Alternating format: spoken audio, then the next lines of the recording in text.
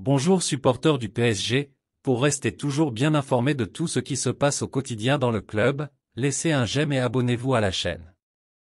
Alors qu'il est directement impliqué dans des rumeurs de départ vers l'Arabie Saoudite, le milieu italien, Marco Verratti pourrait finalement rester au Paris Saint-Germain d'après les informations de l'équipe.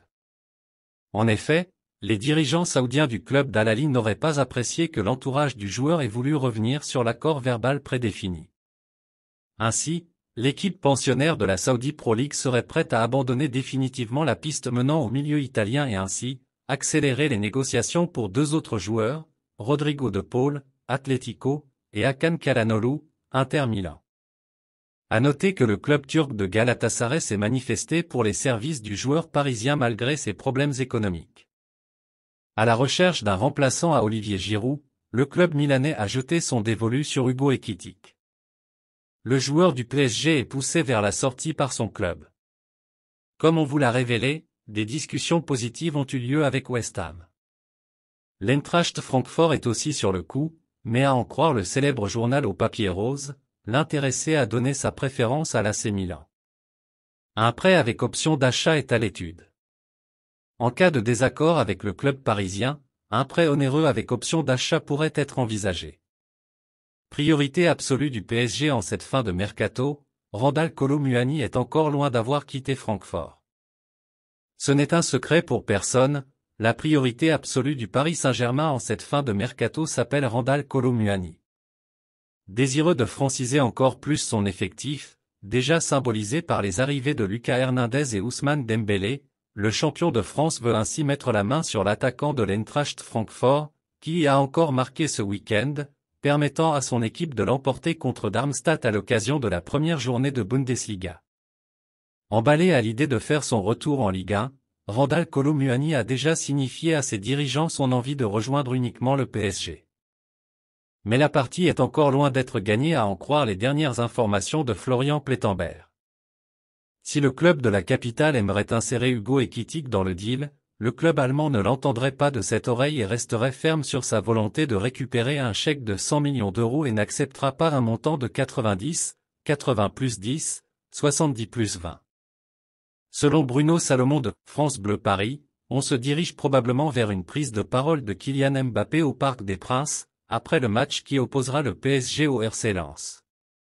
Selon Bruno Salomon de France Bleu Paris, un média connu pour ses étroites relations avec le Paris Saint-Germain, on se dirige vers une prise de parole de Kylian Mbappé ce samedi, après le match qui opposera le PSG au RC Lens.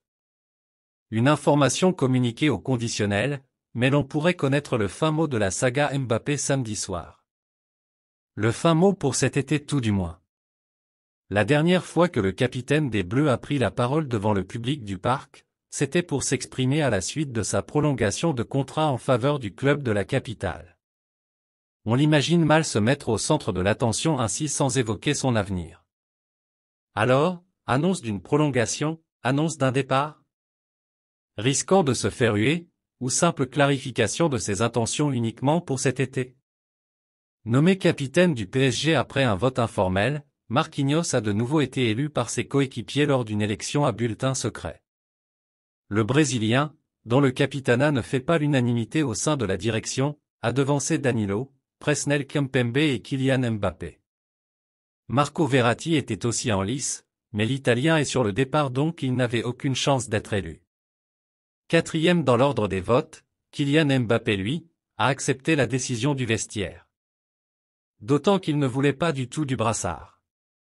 C'est ce qu'affirme l'émission El Chiringuito ce jeudi, qui précise qu'il n'était pas volontaire, mais que son nom a été ajouté par le club. Au centre de l'attention tout l'été, le Français, qui pourrait faire l'objet d'une offensive de dernière minute du Real Madrid, est visiblement content de ce choix. Lionel Messi a de nouveau vidé son sac au sujet du Paris Saint-Germain. En 2021, Lionel Messi a rejoint le Paris Saint-Germain. En fin de contrat au FC Barcelone, l'Argentin n'avait pas trouvé d'accord avec le club de sa vie auquel il a fait ses adieux en versant des larmes.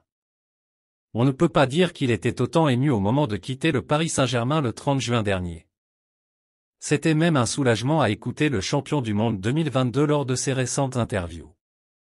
Ce jeudi, l'ancien joueur du Barça a de nouveau attaqué Paris lors d'un entretien donné à Apple TV+. Nous avions passé 2 ans difficiles au PSG. La vérité est que ça ne s'est pas bien passé, nous avons eu du mal. Ici, à Miami, note de la rédaction, c'est un peu comme revenir à la vie que nous avions à Barcelone, apprécier le quotidien, les enfants, dans une famille qui va bien. J'apprécie aussi le quotidien sportif, ce qui n'était pas le cas. Maintenant qu'un peu de temps a passé, je peux dire que nous avons eu raison de dire que Miami était le bon endroit où venir. Il en a profité pour faire une mise au point au sujet de son avenir. Honnêtement, je n'y pense pas encore. J'aime jouer, être sur le terrain avec un ballon, faire de la compétition et m'entraîner. Je ne sais pas combien de temps je vais encore jouer, mais je vais essayer d'en profiter tant que je peux, tant que je vais bien, et on verra. Le plus important est de profiter de ce qui reste, que ce soit beaucoup ou peu. Il faut profiter de chaque moment, car cela ne reviendra pas et je ne veux rien regretter. Les regrets, il les a laissés à Paris où il a vécu un calvaire aussi bien sur le terrain qu'en dehors à l'écouter. C'est la fin de cette vidéo, merci d'avoir regardé et n'oubliez surtout pas de mettre vos avis dans les commentaires.